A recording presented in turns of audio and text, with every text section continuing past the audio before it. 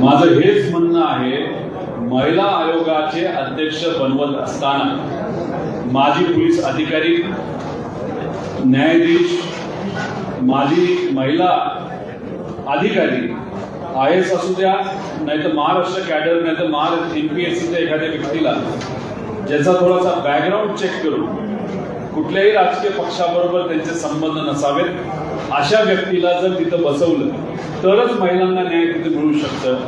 नजीकच्या काळामध्ये, खास करून गेल्या 10 वर्षामध्ये आपण जर बघितलं तर तिथे असणारे जे अध्यक्ष आहेत, तिथे असणारे जे पदाधिकारी आहेत, स्वतः आपण एका पक्षातला असल्यामुळे त्यांना असं कुठेतरी वाटतं की महिला आयोग सुद्धा आपल्या पक्षाची एक अजून एक्सटेंडेड बॉडी आहे आणि त्या महिला आयोगाला पक्षाचंच एक डिपार्टमेंट असल्यासारखं जर कोणी चालवत असेल तर ते योग्य ठरणार नाही.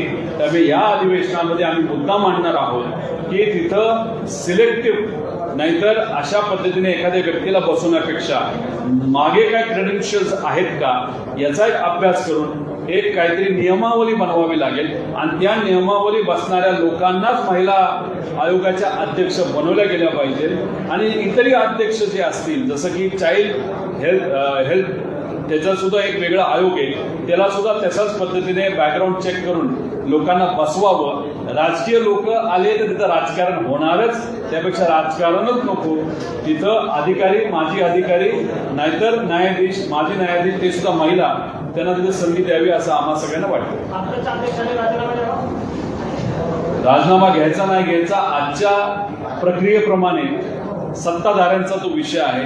पण ज्या पद्धतीने काही गोष्टी गेल्या काही काळामध्ये झालेल्या आहेत, जिथं खऱ्या अर्थाने भूमिका घ्यायची जरूरत होती तिथं अध्यक्षांनी दुर्दैवाने भूमिका घेतली नाही. पक्षाची भूमिका पहिली बघितली. हे सगळं बघितल्यानंतर आणि मीडियाच्या माध्यमातून लोकांचं जनहित आणि जनमत जर बघितलं तर आजच्या अध्यक्षांनी राजीनामा दिलेला, ते सुद्धा स्वतःहून दिलेला जास्त योग्य ठरेल असं मला वाटतं. असं लोकांची इच्छा आहे. एकदा राजीनामा दिल्यानंतर त्यांची भूमिका ते सातत्याने त्या ठिकाणी मांडू शकतील. पण आजच्या क्रिटिकल आणि थोडंसं इमोशनल परिस्थितीमध्ये लोकांचं ऐकावं असं आम्हा सगळ्यांना त्या ठिकाणी वाटतं. हर्निया, मूळव्याध, पित्ताचे विकार, पित्ताशयाचे खडे, हायटिस हर्निया या प्रकारच्या आजाराने त्रस्त असाल आणि दुर्बिणीद्वारे शस्त्रक्रिया करून घ्यायची असेल तर हडपसरच्या सुप्रसिद्ध डॉक्टर म्हस्के हॉस्पिटलमध्ये त्वरित संपर्क साधा आणि विश्वासार्ह उपचार अनुभवा.